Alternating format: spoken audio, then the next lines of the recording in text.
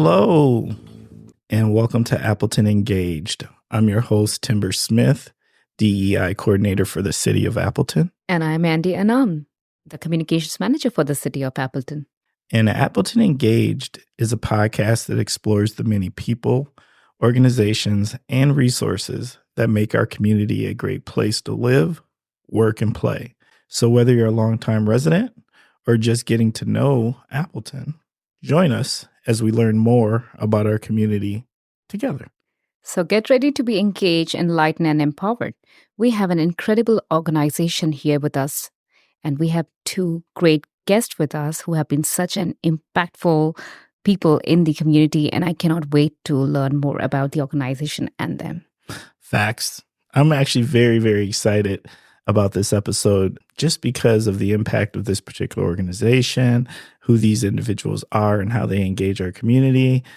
So, without us waiting any further, let me jump into it. This week's guests are Dr. Adriana McCleer, board president of Casa Hispana, Inc., and Ernesto Gonzalez Jr., the executive director to Casa Hispana, Inc. How are you two doing today? Doing great. Thank you so much for having us here. Very pleasant. Thank you. Yeah. Awesome. Glad to be here. All right. We're going to jump in. And can you please tell us about yourselves and your association with Appleton and the surrounding Fox Cities region? Who would like to start off? I'll get us started. I'm Adriana McCleer. I am originally from Racine, Wisconsin, and moved to the Fox Valley in 2015. Between my time growing up in Racine, I lived in other communities, Madison, Phoenix, Arizona, Tucson, Arizona, Milwaukee, and then moved to the Fox Valley. And in my time working, especially in Arizona, I had the opportunity to really engage with my community. I'm Mexicana, Mexican-American, and growing up in Wisconsin, our population and numbers are certainly a lower percentage of the greater population compared to living in Arizona. And I think being there and connecting with ways to engage in the community in celebration of my culture and heritage, I found such a connection and an opportunity that moving back to Wisconsin, living in Milwaukee, I still had access to through community engagement, particularly through University of Wisconsin-Milwaukee and their Roberto Hernandez Center. Moving to the Fox Valley, I was looking for that connection, that I could still maintain the ties to my culture, my heritage in the Fox Valley. And I work for Appleton Public Library as the Community Partnership Supervisor. And in my role there, we are engaging with the community. We are listening to what is happening outside of the library to inform what we do inside the library. And so I was getting involved in community initiatives. And when I found Casa Hispana's Hispanic Interagency Group, I felt like that was a great way to understand the community, but also have a connection for my cultural well-being and connection to folks who were similar to me, had similar interests and, cultural heritage, and that I could connect with in a personal way, plus do our work together. So I was pleased to meet Ernesto and appreciated him welcoming me to the community and creating a space where I felt that sense of welcome and belonging. Fantastic. So I'm originally a transplant from Texas, Southwest Texas, a small community, and we, my wife and I, moved up to Wisconsin by mere accident to try and get some money, a little bit of money saved up to go back to Texas and live in San Antonio. I studied computer operation or operator. Back then, we had those huge computers. Right, they fill a room. They fill a room. And so we ended up working in Shiaxton, Wisconsin, which is a small rural community, and we didn't make enough to head back. So we stayed, and I didn't think I wanted to live in a rural community. We went out to check the where we were going to live, and it was way out in the farm, and they told us that snow was knee high or higher, and you had to make Facts. a pathway to go to the bathroom. So I said, no, we had visited Appleton to grocery shopping, Burger King. So I thought, this seems like it's a better place. But then living in Southwest Texas, population 90+% Hispanic or Mexican American, I seen that lacking here. And I thought, we're staying, but where are they? And I think then I had an opportunity, and I met some folks that were working with the farm worker migrant population. And I enrolled at Fox Valley Technical College, and I also got involved with their program. And I loved that they had a mission to help people work themselves out of the migrant stream and have some meaningful jobs that they could raise their family on, and a place that they could be at. And I loved that work. And so I moved from technical college to work with those organizations, which I will mention later. And I think we've been here now 50 years plus. So we love it. And I tested grounds, and I work with many agencies in the area, and it's just grown on me. And I love that the community has grown to accept diversity, and we'll continue working on that. So I'm glad that we were able to, and we'll talk more about that, that we were able to start Casa Hispana and bring in refreshed folks. Like Adriana said, she is now our executive or board chair, and she brings a lot of talent. And we've recruited a whole bunch of people that are excited about the growth. So we'll talk about that, but that's what brought me here. Well, Ernesto, you know what? I'm glad we got to keep you. And I'm glad the snow didn't chase you away. Yeah. Right. Even though it's real. My question, and this might be the most important question I ask, is, did the snow, did you ever get used to it? No. I mean, especially coming from Texas, I would think that's a pretty drastic change. It was a shock. Yes, it was a shock. I think but now I can manage to drive, but I remember doing some donuts, not intentionally, but you learn to slow down and nowhere. But we lived on Wisconsin Avenue, and back then there was some cottages, small cottages, one-room cottages, and Kmart was a few blocks away from there. So I remember walking in the snow to go to Kmart. Ooh. But it was probably like 30. So, once you hit I noticed that once you go into a deep freeze and then you hit 30, it's summertime. Oh yeah, you might as well pull your Birkenstocks out and some shorts. No, we're so Wisconsin. Right. Okay, well, can you please tell us about Casa Hispana? You bet. So Casa Hispana is a nonprofit organization. We have a mission to advocate for and empower our Hispanic Latinx community through advancing awareness, education, and celebration of our diverse cultures to ensure that our current and future generations thrive in the Fox Valley.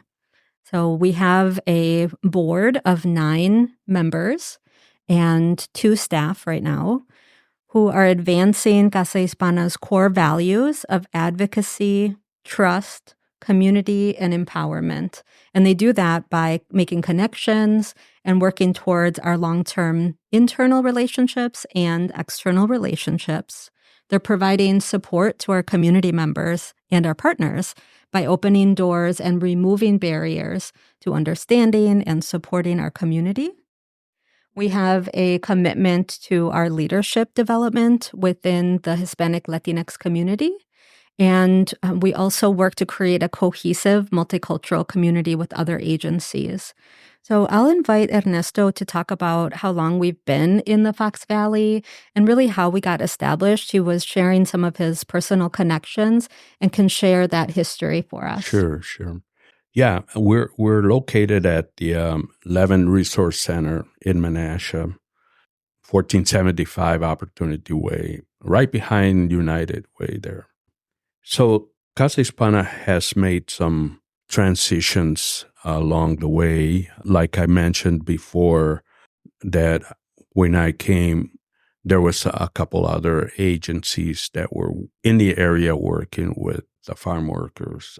So we worked with La Raza Incorporated was the first agency that was working with the farm workers and mainly students that were going to head back to Texas and didn't have time for education.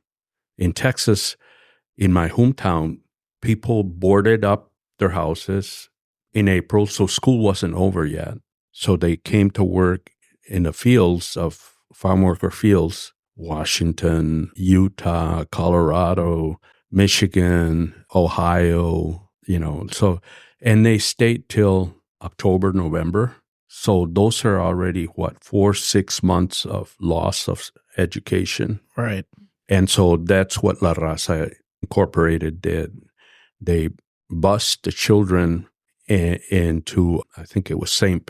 Pius Parish or school, and taught children courses, regular courses, but then also involving them to keep them interested, involving them in how to do reporting and how to edit and how to publish. I think there's a couple of books that were published by these children as they went and did some interviewing of their parents and brought it back. And they also had started a monthly newspaper. So that was what their mission was and what their work was. But then a few years later, the demographics changed. We had a lot of those migrants, farm worker migrants, that stayed, and they were residents, legal residents like myself. And that demographics changed.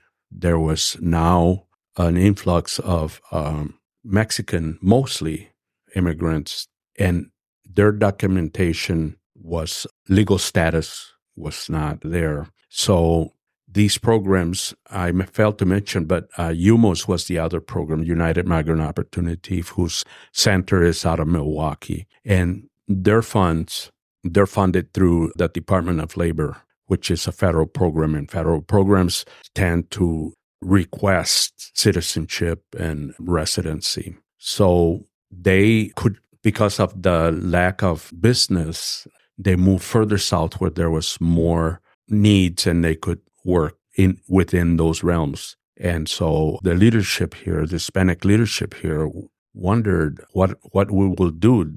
People are moving into the area. They need services. What do we do? So we all got together, started working, strategizing, and that's how Casa Hispana started about 30-some years ago. That's amazing. So I was reading through UMOS, which you just talked about, it started with a scholarship and then it went beyond, reach out with the history, the cultural outreach, because when a migrant community comes, the lack of their own cultural values really is a shock for many people, because I come from an Asian background and it's a shock when you don't see your own people, your own stuff going on in the community. So what was your initial struggle when you started with this organization? What were the gaps you saw? What kind of advocacy you felt like you need in the region? Because again, when you look at the West Coast, there is no dirt of that culture being established. But in this part, it is not there. So what were your challenges? If I can, and then you can add some, the most one is language, right? For us, it wasn't, for Mexican Americans, it wasn't. But then the culture itself, okay, so there isn't enough places to go, where to buy your food, to go to Milwaukee, to the grocery store there, El Rey. And then we had an individual that would fill up his station wagon and he made his way through 43. There are some places, rural places that he stopped by, and then he did his work around here in Appleton, and then he moved on to the rural areas, Shiocton, and so, and maybe even Green Bay. I mean, we're talking about maybe if he managed to serve that many people, there wasn't many then, right? So he could do that. But maybe he did that a couple of times a year. But that was one of the main things now. And you always talk about what else is there? Entertainment. Mm-hmm. We love, our music. So how do you entertain yourself and get together? That's another one. How do you get together? So with UMOS for scholarships, we started the scholarship. That's what we did. We'd bring in bands that would not charge us much, and we had a lot of fun, and we also raised funds for scholarships. Education was a hard one because parents were used to, we need you for our economy. So it was hard to change that mindset that it's better if your children are educated and find a better job for themselves so they don't have to struggle in the future. It's hard to see that far ahead. So we worked on that. I think the scholarships did a great job in that respect, that where we created that space where we celebrated this child's accomplishment, and the parents were invited, of course, the whole family, and you could see the pride, so it started growing, and now we're seeing some really great returns. So that's a great answer. So who do you primarily serve, and what kind of things are offered to people from the organization's end? So as you know, in the Fox Valley, our Hispanic, Latinx community is the largest and fastest growing minority population in Northeast Wisconsin. And so we see that within our community where, 50 years ago, our population was predominantly Mexican-American. And today we have such a diversity within our culture that we come from various countries, speak Spanish, English, Spanglish, and we have distinct needs across our community, right? So we do still have the labor issues of discrimination and barriers to gainful employment for our community. We still have dilemmas in education where students are not seeing the representation in the teaching staff and, having those moments of connection with their educators in the areas of housing where we still have discrimination and barriers that come up for our community. But we're also seeing the folks who came through Casa Hispana scholarships in the past who are now young professionals working in the community, serving on our board. So we actually have 3 board members who are previous Casa Hispana scholarship recipients who are sharing their gifts and talents with not only Casa Hispana, but with the community. And we have folks that are working in various sectors across the community that we see in our Hispanic interagency group meetings, who are working in healthcare, who are working in education, who are working in our corporate and financial institutions. And so when we say we're here for everyone, it is looking at specifically our Hispanic Latinx community and providing direct service and support and creating opportunities for that engagement and connection, but also serving the greater population in providing education, awareness, and advocacy to ensure that those dilemmas that have existed for 50 plus years are really addressed in a strategic, systemic way. And the population that Casa Hispana sees at Levin is bountiful. So we had over 1,300 client interactions in 2023. And Ernesto can talk a little bit about the service that we provide in partnership with Levin. Sure. Thank you. Adriana said influx, or the people coming in are from different parts of Latin America. And believe it or not, people would question it, but we don't. There's a few families, Haitian families, that also step through our doors. people come in, and the biggest one is most common is housing.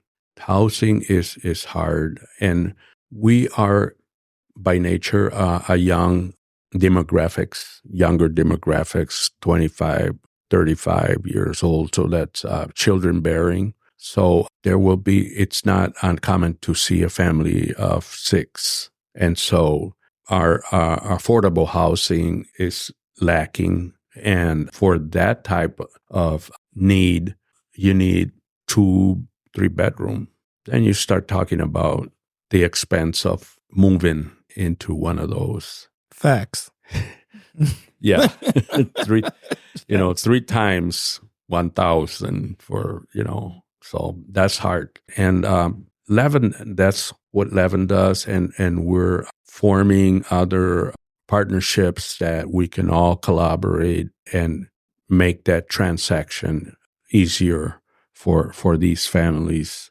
There's other things like legal assistance. Legal assistance comes in many ways, and Adriana mentioned, that work compensation, injuries, wage and hour, unfair wages, so immigration, of course. So it's all types of referrals. We don't have the legal capacity or the education for that, but we formed that and again, Adriana mentioned the interagency group that we formed to answer these type of problems that come about, issues that we can share with each other, find a faster solution.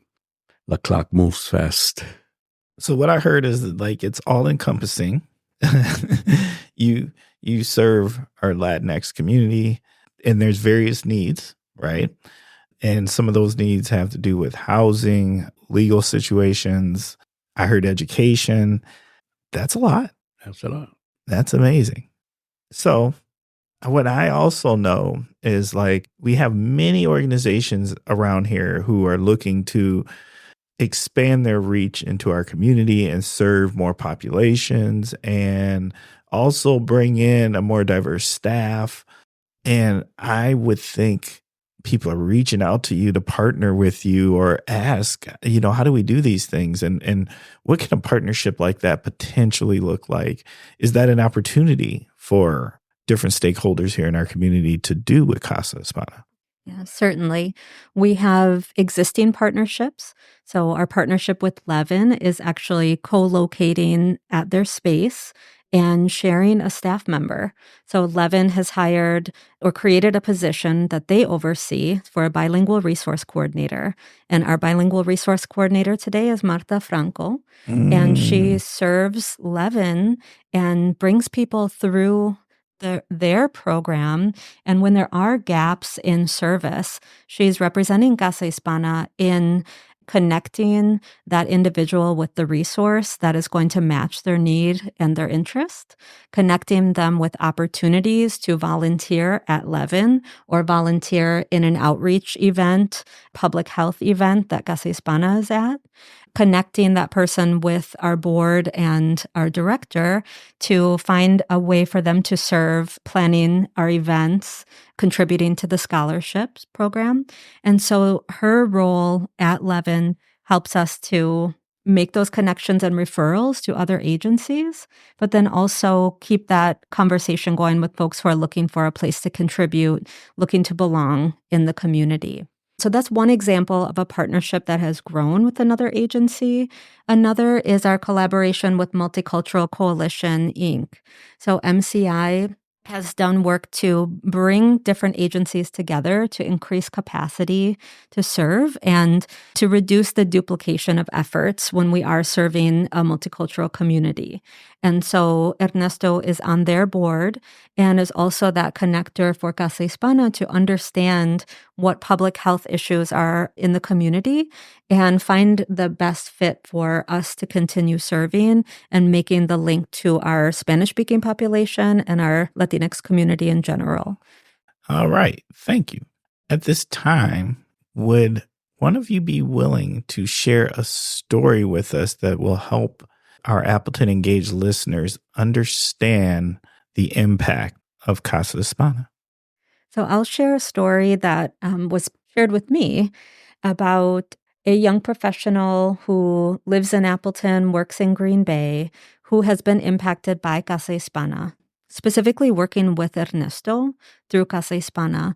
When her family moved to the area when she was a young child, her parents were looking for a place to find access to resources. Their English was limited. So the ability to connect with Ernesto and connect with Casa Hispana opened up doors for them that just wouldn't have been there to establish themselves, gain employment, have housing. And as she went through her education, she was a recipient of the Casa Hispana Scholarship. And she has shared her story with Casa Hispana in our scholarship banquet, and is now serving not only Casa Hispana events, but our Latino Professionals Association of Northeast Wisconsin. And I see that as an example of the multi-generational impact that Casa Hispana has had on our community, and the legacy that we are carrying into the future of how can we continue to serve families at different points of need, but also by creating opportunities for contribution, engagement, and connection. Thank you. Ernesto, did you have a story? It's somewhere around the same line, if I can just extend that. Recently that we had, and we talked about that a little bit about housing, but the fact of newcomers, families, large families, that we were struggling. Someone reached out to us, or a family was dropped off at our doorsteps at 5:00 in the afternoon, and everybody's closed. So we had to scurry up. It says they can't sleep out here. We have to do something. So called a few people up. They were able to stay at a hotel for a couple of days. Then we're able to move to a shelter for a few more days, and reached out to more people. And it's just a borrowing time so that you are able to fill in gaps. But and that it is really a successful story, because at a certain time that we wouldn't have been able to move as fast. So we were able to get that couple or that young family placed, and then at a later point, find a job. So and they're stable now, and that's a great story to hear, and that probably will be repeated. That and our work continues. We see the need of us coming closer, together to reach at things faster, be more efficient. That's a huge win. That's an absolute huge win. Are there any upcoming initiatives, events, or engagement opportunities Casa Hispana will be providing or hosting in the future here? Every year we have our scholarship initiative, which is accepting applications through March 1st for anyone pursuing secondary education who identifies as Hispanic or Latinx within the Fox Valley. So on our website, folks can look at the criteria and fill out that application. The fundraising for that happens throughout the year, and the celebration of the students and support of the students happens throughout the year. The event that we have every fall is called Latino Fest, and it's a celebration of arts and culture and community resources, and it's held at Pierce Park.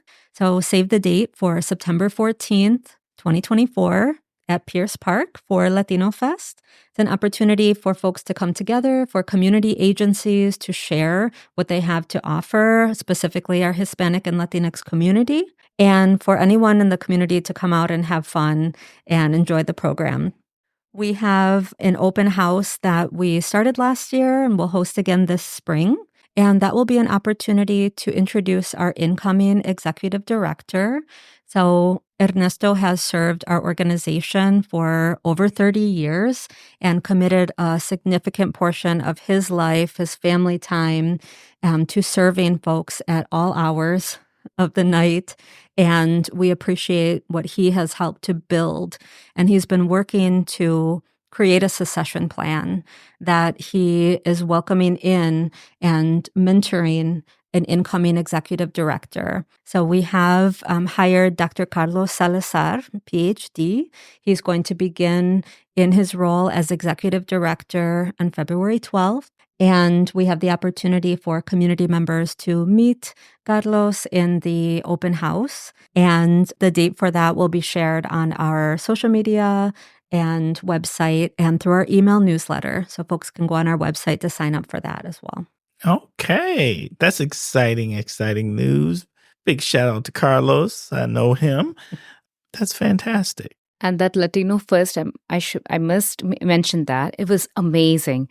I enjoyed the music. I enjoyed the food. And people have so many stereotypes about like when people come from a different country, they think like every other country, neighbor country has same food, same culture, but they don't understand every community is different from each other. And they have their beauty of culture, their fabric, the food. So that was such an amazing experience. And thank you so much. We see the profound impact of the organization in the Valley. So my next question is how the people of community can help, what all things they can do to support, not only from the Hispanic and Latinx community, but other community as well. Like I'm a nation, I would love to be part of Casa Hispana, and I would love to know what I can do myself to help your organization. Sure. We've done our listening sessions and have dreams, and we're starting with what we have and building upon that. So I think what we would want to have is volunteers, members, to create committees that can run or organize or be a part of. They themselves bring in other contacts, and we can expand on it as we start programming. So each individual brings in a talent that is very much needed. So I'm excited about that we have seen into the future, and we can plug in people, we can move and expand. So if there are agencies that want to learn more about services to the Hispanic Latinx community or want to share out what they have to contribute, our monthly Hispanic Interagency Group meetings are open to all, particularly those working in nonprofits and education and government. And they can contact us through the website to be added to that list and join us once a month. There are opportunities, like Ernesto said, to volunteer on the committees to help with our scholarship initiative, with Latino Fest.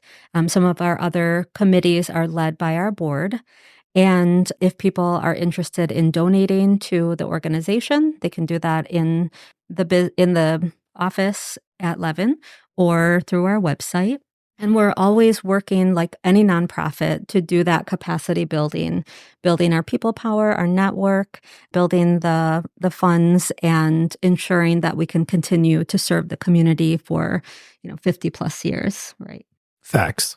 That is awesome. Well, you kind of shared with us who they can contact and how they can find out more information. Is there anything that we didn't ask that you would like to share at this time? I'll say the benefits of engaging with Casa Hispana really vary widely. So I talked about, connecting with Casa Hispana when I moved to the area through the Hispanic Interagency groups. And one, it was beneficial for the work that I do to really understand a growing segment of our community. And then two, was personally fulfilling, that I had the opportunity to become more acquainted with my colleagues and build friendships and participate in events that were enjoyable. Like Andy said, they're fun. And looking at our community and creating those pathways for others to have that kind of engagement is something that is really special to me. And when folks are in that moment of crisis and they need a helping hand, they need support, that's another area that they can call on Casa Hispana for someone to listen, someone to make that referral, someone who speaks their language and understands where they're at. So just want to share, we do have that space to bring in our whole community and provide that comfort, care, and belonging into the future. One thing that I want to mention real quickly is those interagency meetings are so good. And for Appleton Engaged listeners, I don't care who you're associated with as far as an organization or how you engage the community. It is a plethora of resources that you want to know about that serve more than just our Latinx community. And they come together and just share. And it's a great place to learn a whole lot in a little amount of time. It's one of my favorite meetings when I'm able to actually make it. But definitely by far one of my favorite meetings. Absolutely. Okay. Well, thank you so much. There's one thing that we've got left for you to do, and it is shout outs. And this is your opportunity. So let's start with you, Ernesto. Who do you got to shout out? Who do I have to shout out? Yes. Well, I think I really shout out for both of you here today. First of all, thank you very much. Thank you. You do a fantastic job. This is an awesome opportunity to be listening to everybody's story plus what they're doing, and I enjoyed it. I enjoyed this session today. I want to definitely shout out to Adriana. She has really moved the needle and hit the bullseye. Is doing just a tremendous job on moving Casa Hispana forward, and thank you, Adriana. Our board, definitely, they have worked so much, especially Susana Garcia Franz with financials. Financials is not an easy task. So she has done a lot. And young board, like we mentioned today, that's awesome that they're working, enthusiasm, their energy, I can just sense it. And I sleep well at nights. That's fantastic. Okay, Adriana, shout outs. Yes. So I want to shout out to the folks who came before us, who really helped to lay that groundwork for the Casa Hispana of today and tomorrow to even be possible. So, the folks who were involved in La Raza Incorporated, the folks that were here in the community that were looking for that support and expressing, we need to work together, we need help. The folks that started Casa Hispana Inc., who are still in our community, still contributing in many different ways, supporting Casa Hispana's cause and showing up when the call goes out to them. So, I see that as the team that is supporting us into this next phase and welcoming Dr. Carlos Salazar to the team. He has a whole network that is rooting for his success and surrounding him with support to be able to move ahead. Shout out to Ernesto for over 30 years of commitment to Casa Hispana, 50 years working in the community, building the relationships and the trust that help us do the work that we do today and have been an inspiration for me and his mentorship through this path and finding that way forward, building the plan for secession. So shout out to him as he is retiring and still staying engaged in the community, serving as a volunteer, staying part of the network. Appreciate that. Okay. Thank you both. And now we're going to start wrapping up this episode. So to our Appleton Engaged listeners, I just want to say thank you for spending time with us. Thank you for giving us your minds and ears. Thank you for caring enough about another amazing resource that's within our community, serving our population and making this a better place overall. We're a work in progress. And so how can you help make us better? Well, there's a couple of ways. Feel free to reach out to us with any suggestions you might have and ways we can improve the show. If you would like to be a guest on the show, please feel free to reach out to us. Or if you would like to suggest a guest, you can reach out to us at diversity@appleton.org. That is diversity@appleton.org. And then there's one more request that we have, and that request is please take a moment while you're listening to this episode and hit the subscribe button or leave us a review. What that does is it improves our analytics. What do better analytics do? It helps this podcast, this great community podcast, get in front of more eyes and more ears so we can all learn more about these amazing resources and connect better as a community. Thank you, Ernesto and Adriana. I believe the listeners can help in another way by just going to the amazing fest they organize to learn about the culture, to learn about the community, and see they are not much different from what you have seen in the past. Just go and give it a chance to try a different food, try a different fabric. Just go with your open mind and open heart, and you will see the beauty in other communities. So with that, I'll take your leave. Until next time, stay engaged and stay curious. Thank you. Thank you.